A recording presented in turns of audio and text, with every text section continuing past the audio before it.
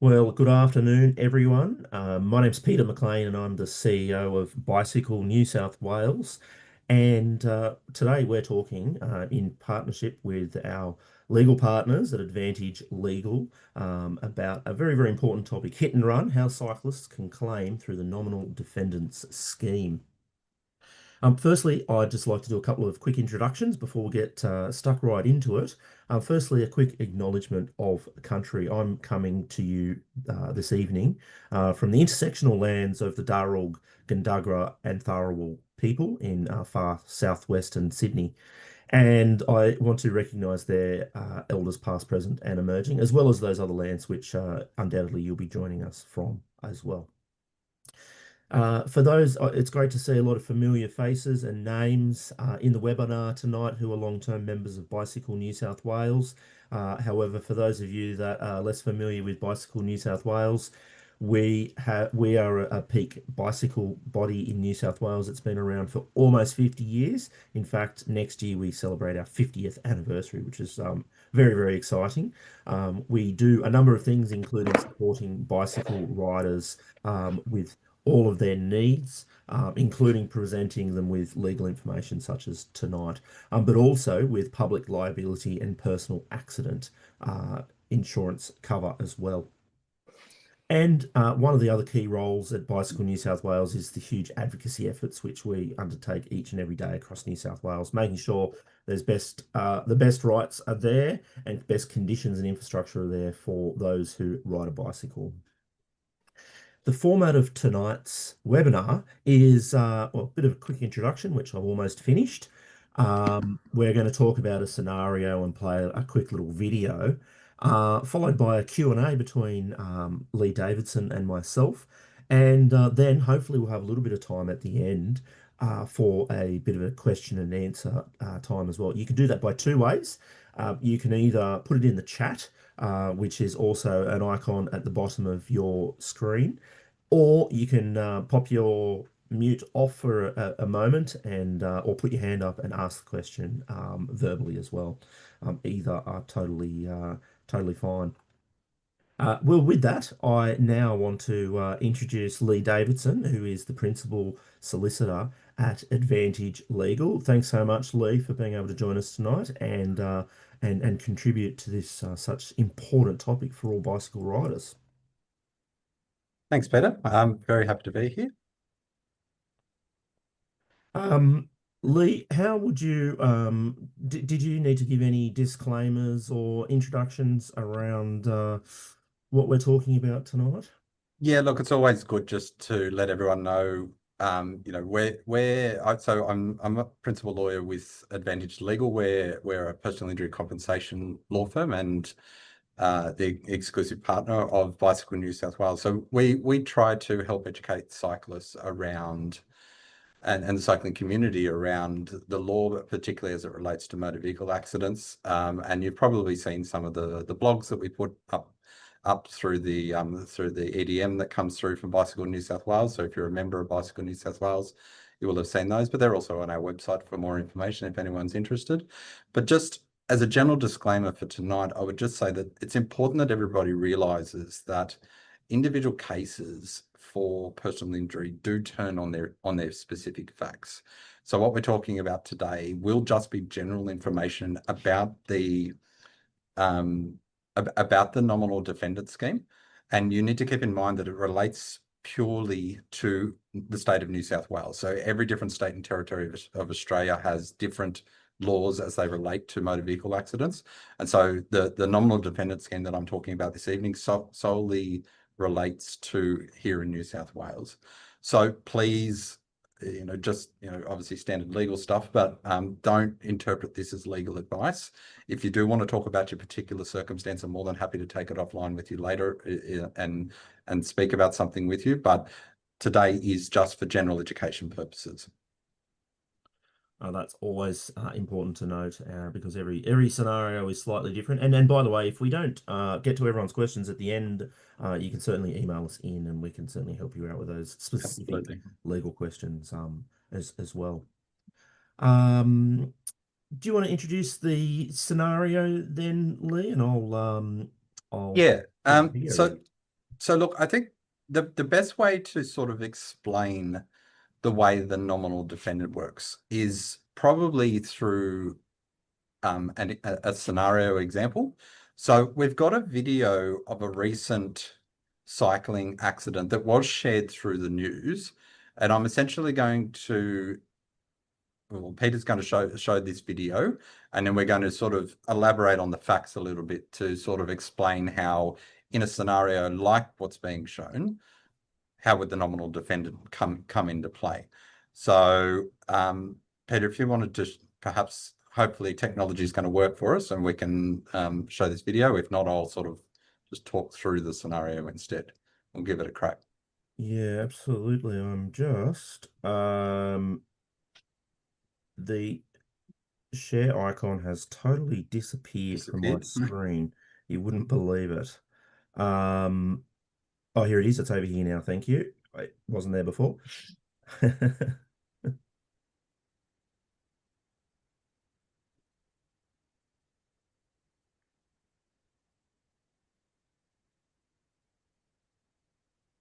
Can everyone see that? Yes.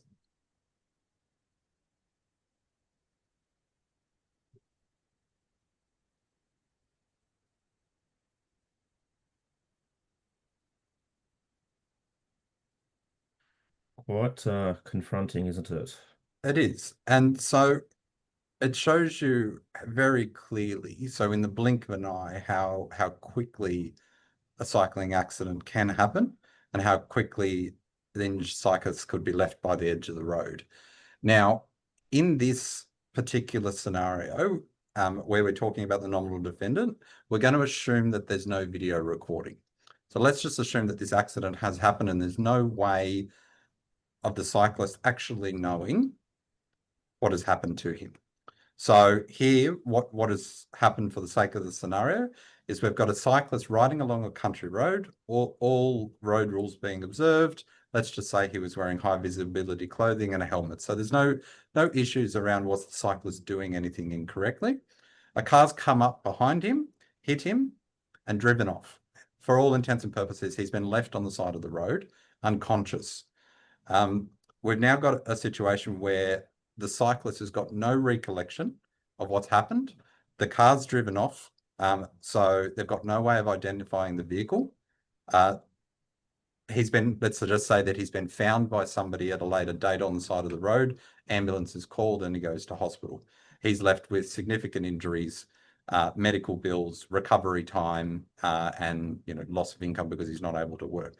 So I think with that scenario in mind, so we've essentially got a hit and run style accident. With that scenario in mind, the driver's unable or the vehicle is unable to be identified.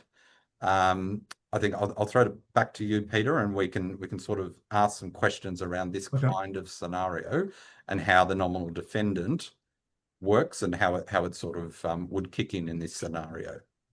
Excellent. Happy to ask a number of questions. It is a bleak topic, of course, and generally bicycle riding is a safe and enjoyable sport, but it is important to talk about these subjects because we do know that it does occur from time to time, and you may even be able to help a friend or family member out with the advice and information you learned tonight. But I guess the as an introductory sort of question to explain a bit more about it, what exactly is the nominal defendant scheme? Okay, so in New South Wales, for a motor vehicle to be registered, you have to obtain CTP green slip insurance. Now, CTP green slip insurance is a safety net for injured people. So, and that's the reason why it's mandatory for you to register your vehicle. It's not optional. And there's penalties for that's why there's penalties for not having a registered vehicle, because people get left injured in these kinds of scenarios, or just generally in kinds of scenarios. And if you don't have assets, well, then there's no right of recourse for the injured person. So the insurance scheme exists to protect people who are injured in accidents. So in our scenario, the driver didn't stop. They've driven off. Now, whether it was intentionally, unintentionally, I'm not sure, but let's assume that it was a hit and run. So what would happen here is that the driver's insurance cannot be identified. However, the nominal defendant acts on behalf of the unidentified vehicle through the CTP scheme, and they essentially step in and provide insurance the same way as if the driver was identified. So it will cover the injured person if the nominal defendant scheme covers an injured person if they're injured in a car accident or a motor vehicle accident in New South Wales, in circumstances where the driver was uninsured, the vehicle was uninsured, or where the accident where the driver was uninsured or unregistered. So there is a right of recourse for people. I think a lot of the time there's a bit of a misconception around the fact that if you can't identify the vehicle or the driver, that you've got no right of recourse. So point number one is there is a right of recourse, and there's a way of going about, claiming under the nominal defendant. So think of the nominal defendant as sort of like an insurer of last resort. If the vehicle disappears or is uninsured, well, the CTP scheme really still does have your back. Very important. And what does the nominal defendant scheme cover exactly? In terms of coverage, it provides the same cover as regular CTP insurance does. So if there's 12 months of statutory benefits for anyone injured in the accident, regardless of fault. So in our scenario, we're going to say that the injured person wasn't at fault, but if you were at fault, you'd still be entitled to wage loss for up to 12 months, treatment and home care. And that's on a no fault, not at fault basis. If you were not at fault for the accident, and you have what's called a non-threshold injury, so think of it as the more severe type of injury, broken bones, head injuries, spinal injuries, that kind of thing, like severe spinal injuries. Then in addition to that, you would get further statutory benefits, so beyond the 12 months, and you could also theoretically have a payout, so like a lump sum damages payout. Now, that's the lump sum payout is for things like past and future economic loss, and you'd also get potentially, subject to how severe your injuries are, pain and suffering compensation as well. So in a nutshell, depending on the severity of your injuries and depending on whether you're at fault, will determine the level of cover that you get. But that's the same as everybody, irrespective of whether you're in the nominal defendant or not. That's just the way CTP works. Good to know. And if you were to go about a potential claim, what are the key steps in making a nominal defendant claim? So CTP in itself is quite a procedural claim. There's claim forms and all kinds of requirements that need to be adhered to. It's a little bit more procedural for a nominal defendant because ultimately you have to establish that the driver or the vehicle, sorry, I keep saying the driver, but it's the vehicle, is unidentifiable. So you actually have to establish that attempts have been made to identify the vehicle. So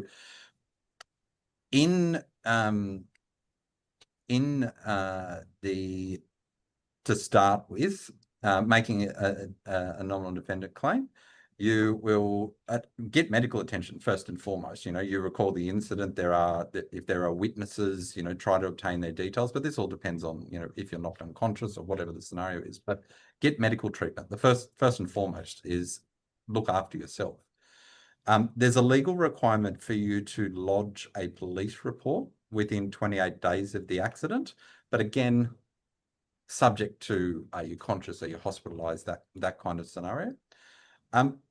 Once you're at the stage of needing to lodge a claim, particularly where a nominal defendant claim it's really actually quite important. It's not mandatory, but it is quite important and highly recommended that you do get legal advice, because at this point, you're going to have to start providing the insurance company with claim forms, with explanations, with evidence of what you've actually attempted to, how you've tried to identify the vehicle.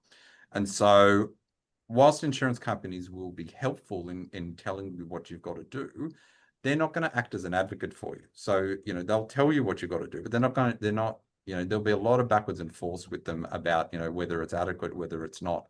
And it will become quite tedious and frustrating and quite, I suppose, a lot of backwards and forths. So by getting a lawyer at an early stage, you can really steer things in the right directions and minimize the amount of stress that you're under. And I think what people fail to appreciate a lot of the time is at this critical juncture, you are injured.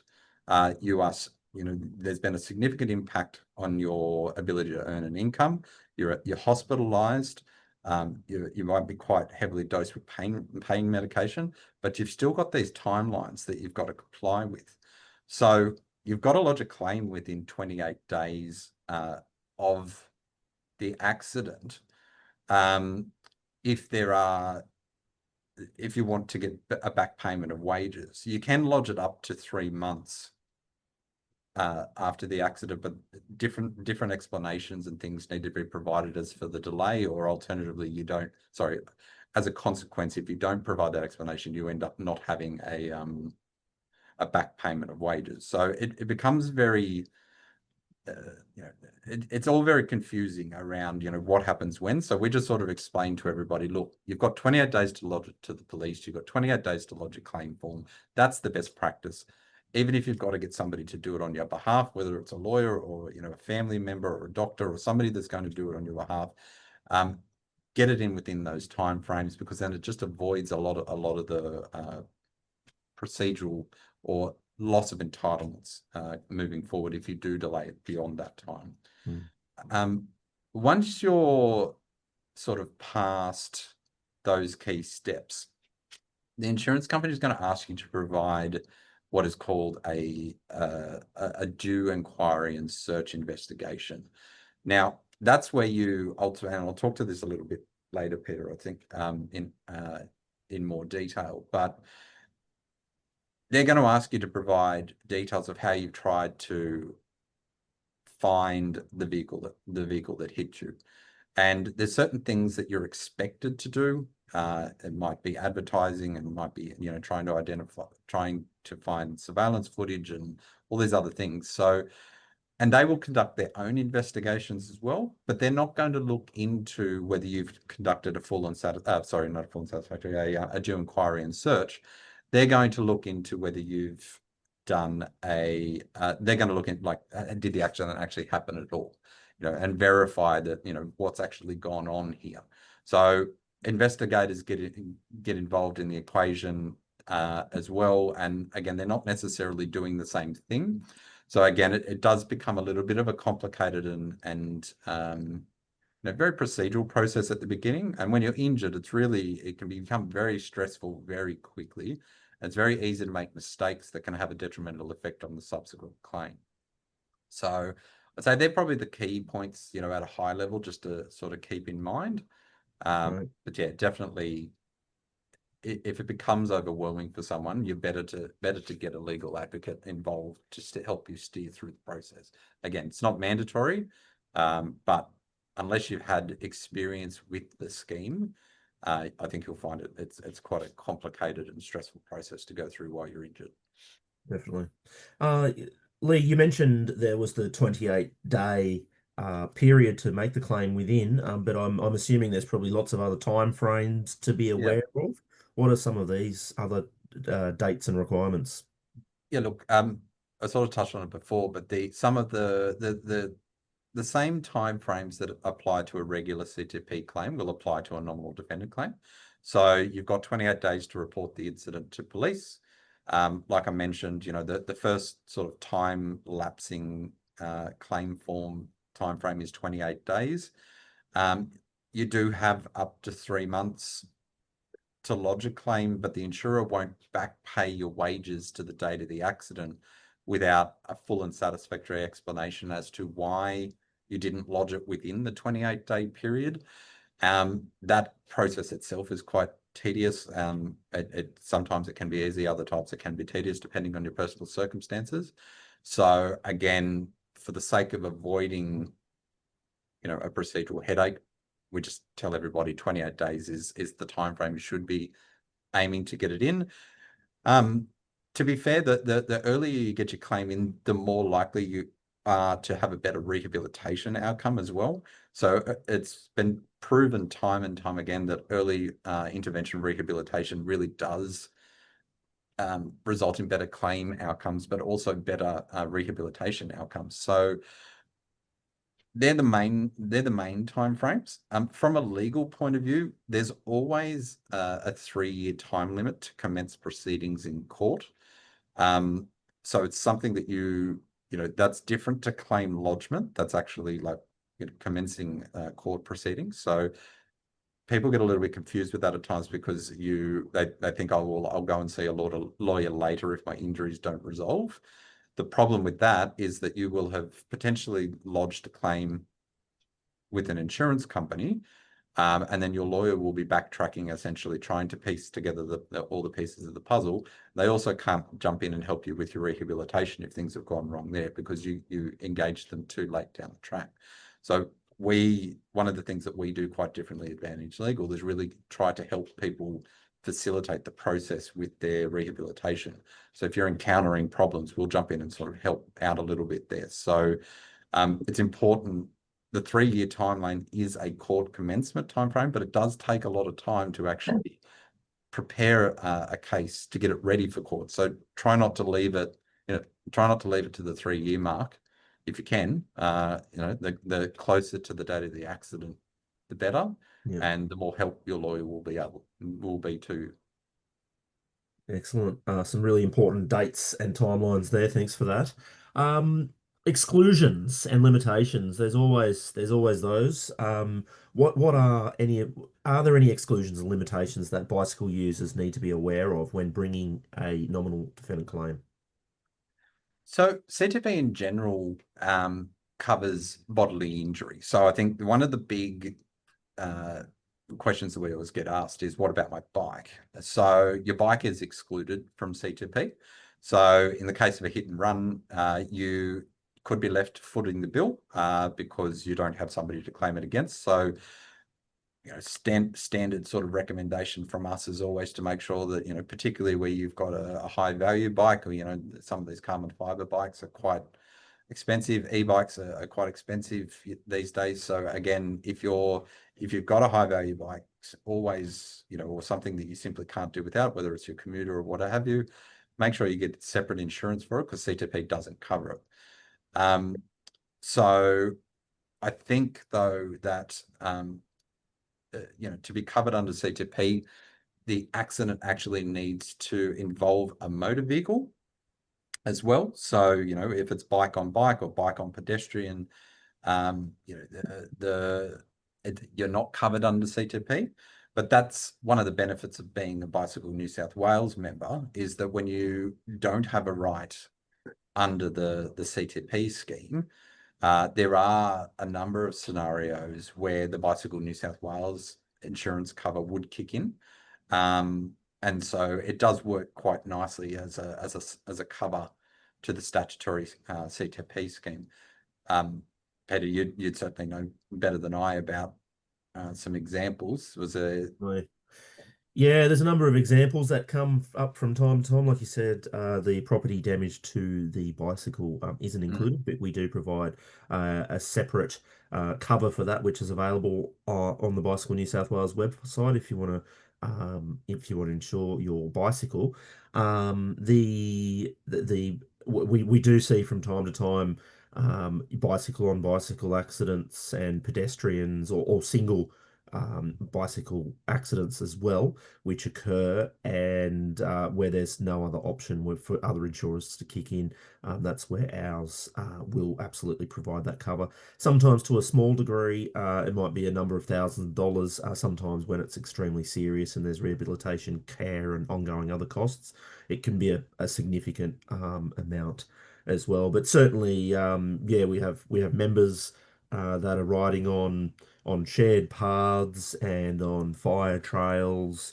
And this is traditionally where there is a likelihood of non-vehicle related accidents. They're more to do with dogs and prams and people.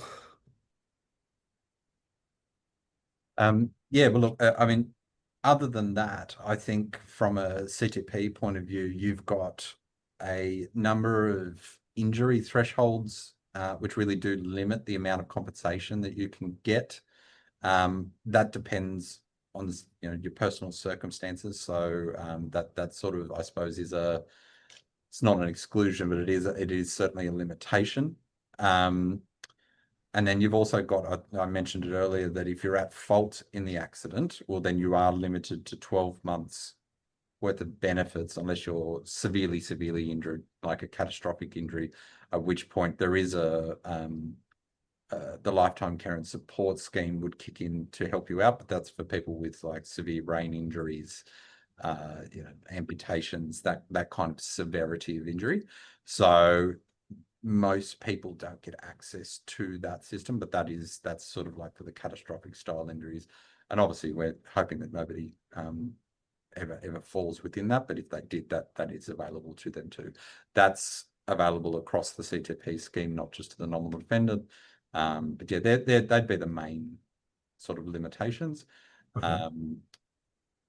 I might just sort of clarify one thing with regards to the fat bikes, Peter, that I know is sort of floating around out there at the moment. So Yeah. some of the fat bikes are very high powered, and they go well beyond the criteria of an e-bike, and they almost become a moped in their categorization if you get down to the technical specifications of it. There's no case law that I'm aware of right now that's decided case law from a court or a tribunal dealing with this issue, but I am aware that there are a number of cases that are being brought right now that can potentially, or that are arguing, sorry, that certain fat bikes that have the criteria that are very similar to a moped could be a motor vehicle. So if for example, somebody was hit by a fat bike and injured, it is arguable that it might be brought under the CTP scheme.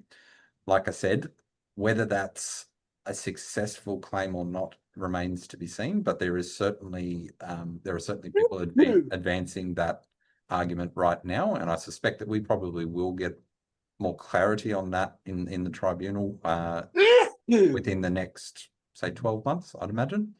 So a bit of a watch and wait in that space, but certainly one that would be quite interesting to people out there to know about.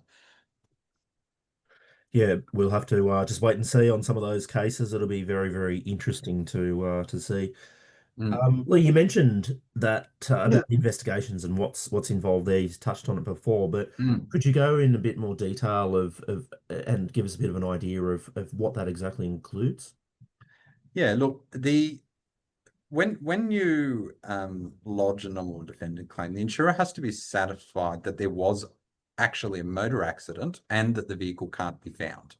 So we're not talking about unregistered vehicles here just for the purposes of the scenario, but it does cover that scenario as well. But so typically what will happen is that the injured person has to do things like canvassing the location area for CCTV footage, might be dash cam footage of other vehicles that are involved. So they might put posts up on social media. They might look for social media coverage. They could try to find witness details. They might try to speak with local shops or shop employees, any house owners that were in the local area at the time that might have seen something. The insurers will typically require you to do something like putting a post up on social media or an advertisement in the local newspaper to see has anybody actually seen this accident as it occurred. Sometimes they even go so far as to say you've got to put signs up at the accident site in an attempt to locate witnesses or whether anyone saw the accident. The onus is really on the injured individual to undertake this, and then once they've done it all, communicate that to the insurer. The insurance company will then consider, is this explanation, like the due inquiry and search that's been done, is it sufficient in the actual circumstances? And if the insurance company is then satisfied, they will then say, all right, well, the claim is accepted. Now, as I mentioned earlier, the insurer may also appoint their own investigator into the circumstance. And sometimes what the outcome of that, it may never be communicated, but they will also look into, what does the injured person recall? What do they know about the accident? They may try to interview you. So again, that's sort of on a case by case basis, but it's all about trying to establish what was the vehicle that hit you? Was it a motor vehicle accident at all? And what are the exact circumstances that led to the injury and the claim? So there's quite a lot that goes into it, because obviously for fraud purposes, the insurance companies need to make sure that this was an accident. It did happen, and the person's actually been injured in this accident, not in some other location or some other place or some other way.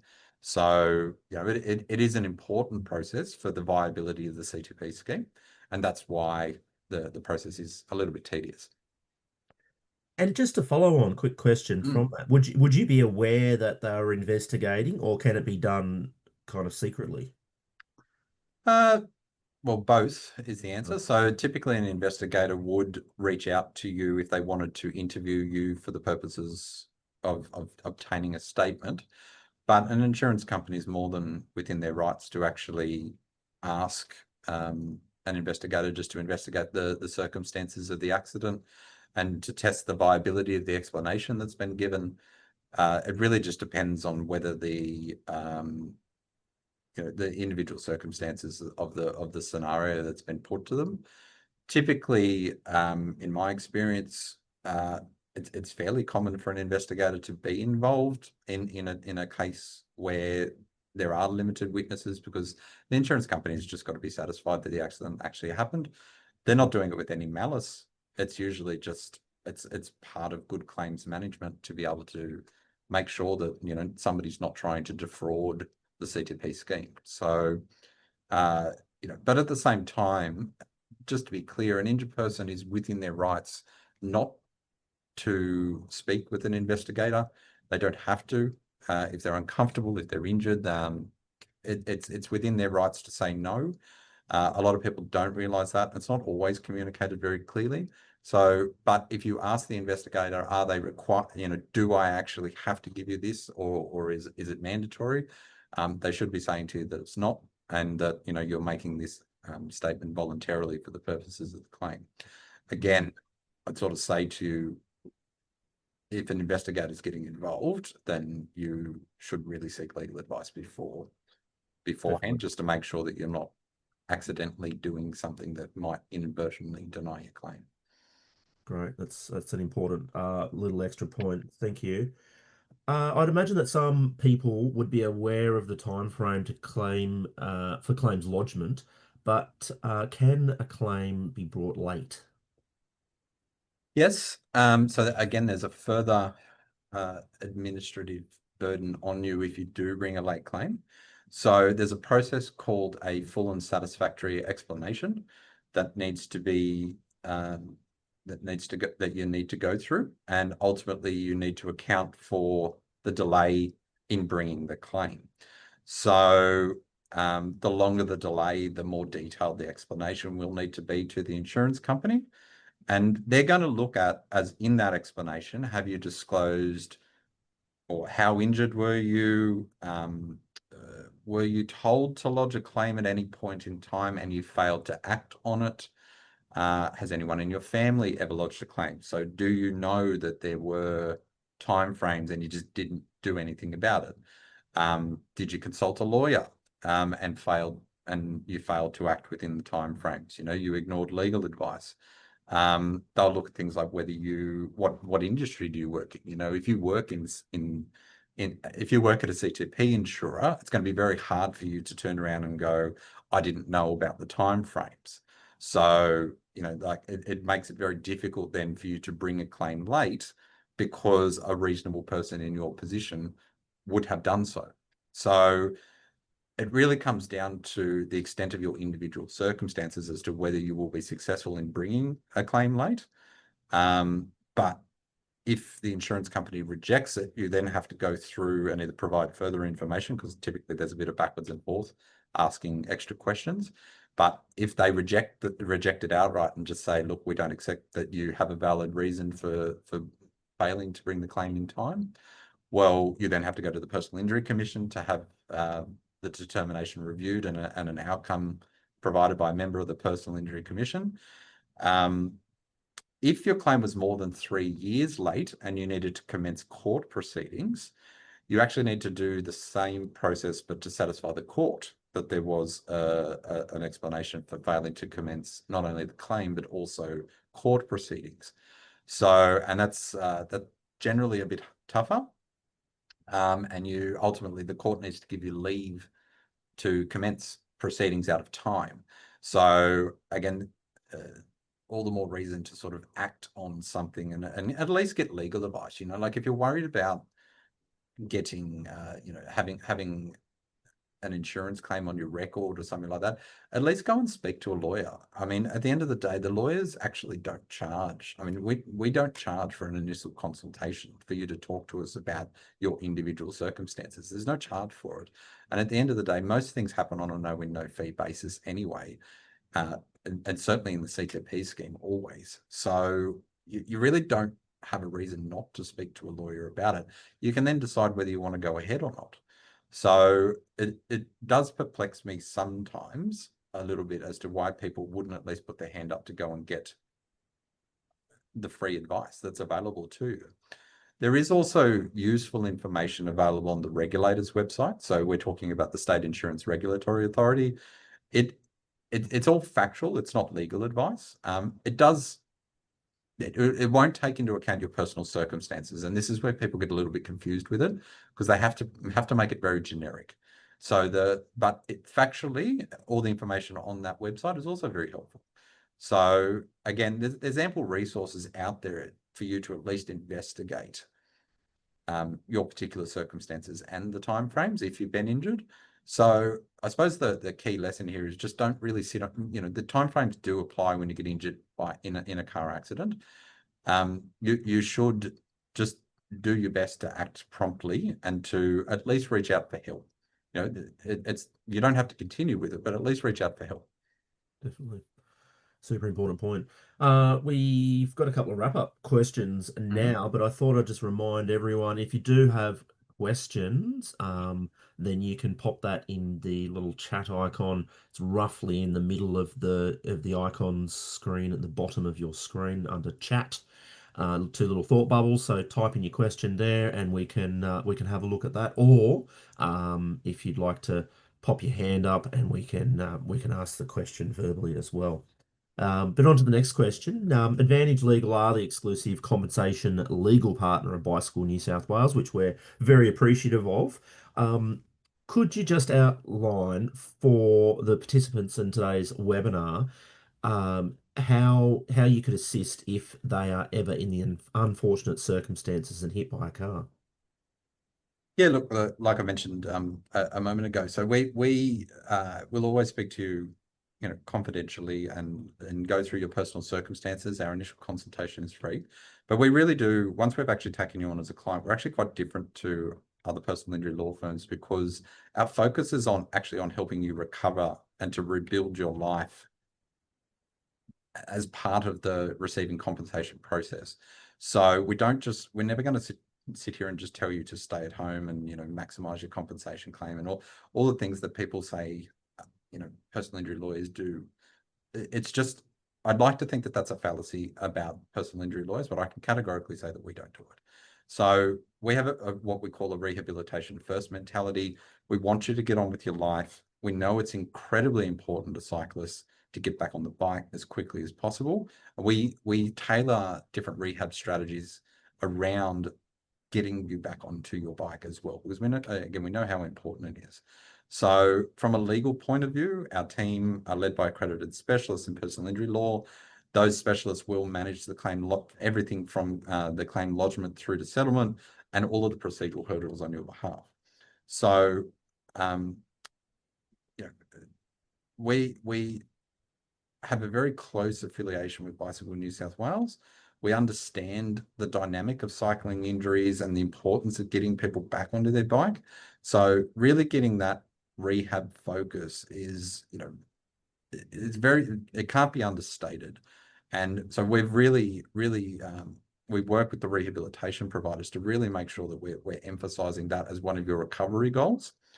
And then look, we work closely with you. Like, we get to know you quite well, and we want to know how the accidents impacted your work, your life, your relationships, and we just tailor everything to your individual circumstances. So what you get from us is somebody that advocates in your corner, but also gets to know you very, very well.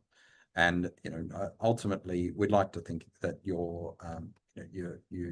there's a very close relationship from terms of trust, and also just knowing that we've done absolutely everything we can on your behalf. And so being your greatest advocate is key to our holistic approach.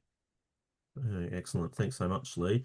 It's always good to know that our members, if they're ever in need of help, in the unlikely chances that this was to occur, that there's someone that really actually understands this specific technical area like Advantage Legal. So Yeah. thank you so much for that. Looks like we've got a first question actually, which is fantastic to see from Dominic. He says thank you. He's actually got two questions. Mm-hmm. Um, it's one thing for me to know this information, but Mm-hmm. what are some simple instructions I can give my spouse before a bikepacking trip in the event that I am incapacitated by a hit and run? So I think at the end of the day, it's just focus on your treatment to start with, and make sure that you lodge your claim within 28 days on the nominal defendant. So CIRA, the State Insurance Regulatory Authority, is where you lodge that claim, and you can get all the information on CIRA's website. We've actually done a blog on this, and I'm happy to circulate it later, but we did a blog last month on hit and runs that we shared through Bicycle New South Wales, and it actually has the sort of key steps that you need to follow in it. So that I would say, I suppose if you're looking at something simple, that Definitely. blog would be a good point of call. Excellent. And thanks, Yvonne from our team's also in this, and I noticed she's shared a couple of those links directly to the insurance and Advantage Legal and Sierra as well. So that's really appreciated. And does the CTP, this is the second part of Dominic's question, sorry, Mhm. does the CTP scheme pay benefits to a spouse in the event of death? Yes, but it depends on the circumstances. So there is a funeral benefit, and there's also something known as an overshot claim, and there's also something known as compensation to relatives. So it does depend on in the particular circumstances. Again, quite technical. I would say, again, reach out to a lawyer if you find if a spouse ever finds himself in that particular circumstance, like that somebody's been injured in a car accident and has died.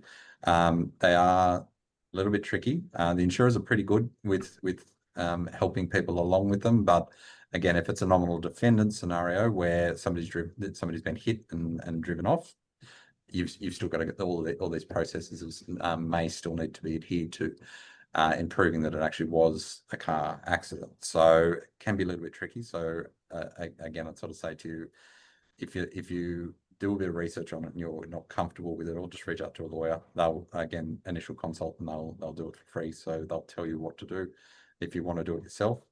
And the other thing that people, not CTP related, but things that people tend to forget about, is that a lot of people have insurance coming through their superannuation, known as TPD. You may have, not everybody has that. It's not a standard thing, but you may have a death benefit under a TPD policy. So that could be something there as well, just to keep in mind. Sort of one of those forgotten things. Hmm. So that might be something just to be aware of. Does that answer your question, Dominic? Excellent. He's just said thank you, so I Right. think it does. Okay.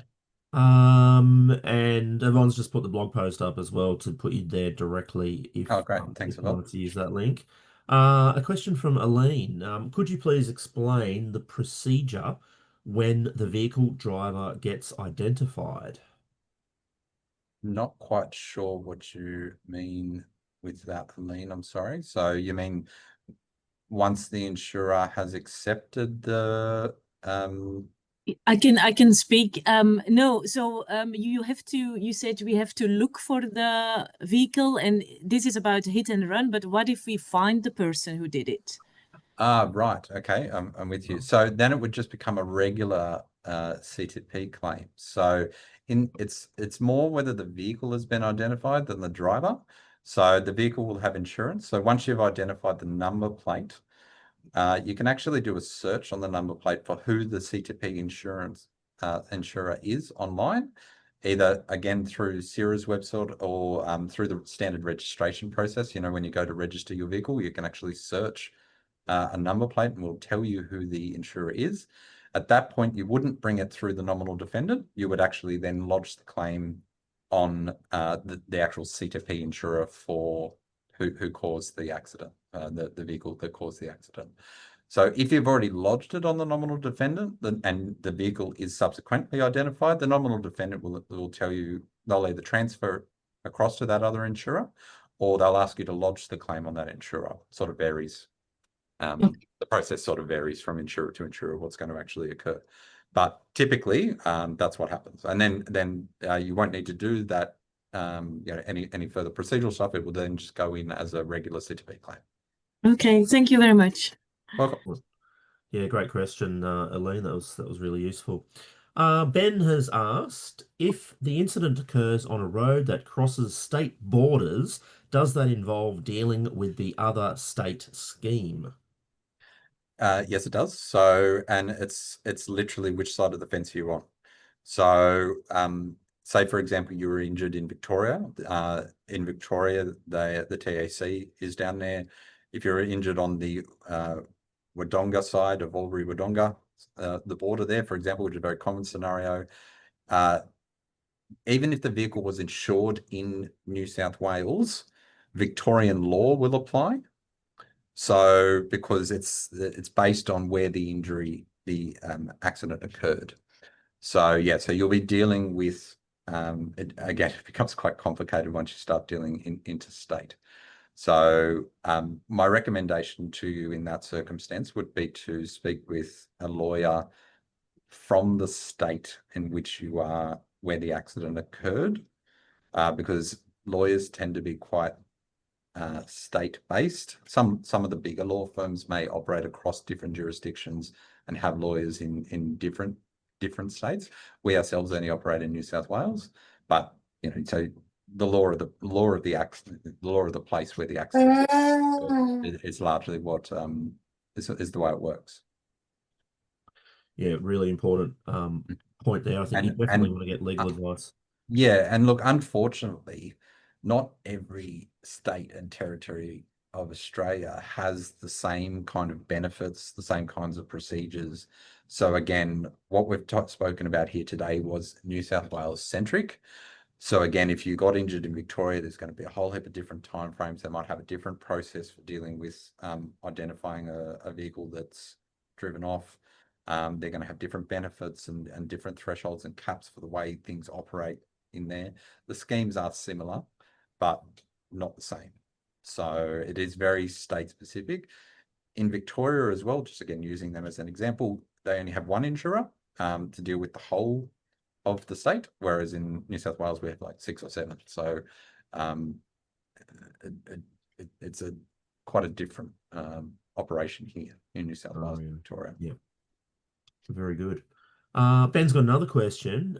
If you were participating in an organised or loosely organised ride like the Indian Pacific Unsupported Challenge, are you still covered or do you have to have specific insurance for it? I think Ben might be talking about the Bicycle New South Wales cover here and less so the CTP and nominal defendant scheme. But correct us if if I'm wrong, Ben. In terms of your Bicycle New South Wales coverage, that covers you for all non-race related events across Australia and indeed in most other countries around the world as well, from both a personal accident and a public liability point of view. So that definitely covers you. But I think, like Leigh's mentioned, if it includes a motor vehicle, then the appropriate scheme in whichever state, I'm assuming there's probably multiple potential states there, is going to apply. It also has to be on a road or road related area. So, you know, if you're massively off track, it might not be covered under CTP. But if you're just participating on a road and say a car comes in and takes out a whole heap of people unscripted, theoretically that would be covered, because it's, even though it's in the course of an event, you've still got a motor vehicle, and it's not like an illegal thing that's going on. It's been organized. I mean, you're going to have some other potential legal issues around how did a car get onto a set track, kind of thing. If it was meant to be bollarded or barricaded off, well, you know, there's a whole other issue about what was the appropriate safety procedures taken to protect people. But at the end of the day, theoretically, you know, you could have a vehicle impacting something like this, and if it was on a road to road related area within New South Wales, yeah, it could be covered by CTP. Definitely. But Ben, if you have any further questions, you might want to reach out to us directly on Yeah. how that might apply. Yeah. I mean, if it was only like bike versus bike, then again, there's no motor vehicle involved in that equation, so it's not going to be covered. If you've hit potholes, for example, or, you know, something on the road and sustained an injury, that won't be covered by CTP either. So you sort of got to have that motor vehicle connection to the actual accident. Absolutely. Fantastic. Well, I'm going to start to wrap it up, but if anyone does have any final questions, then there might be time for one more. Oh, and look at that. There is no, sorry, that's Ben's response to say, will do. It is more just as a bike packing ride across the country that you get. Yeah, so that sort of goes on for that previous question. So I think we might have addressed that sufficiently. And yeah, like I said, if anyone's got any other questions, pop into the chat now. And Yvonne has put the contact details there and emails for Bicycle New South Wales if you want to reach out with any other further information, or we can refer you to Leigh as well.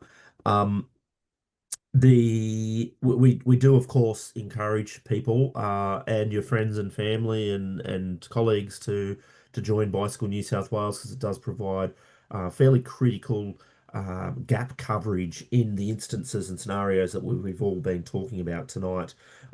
There's plenty of instances where you won't have that cover, particularly from a personal accident point of view, but equally importantly, or more importantly, the public liability cover as well. If you're at fault and found negligent, then the public liability insurance cover of up to $20 million does kick in as well.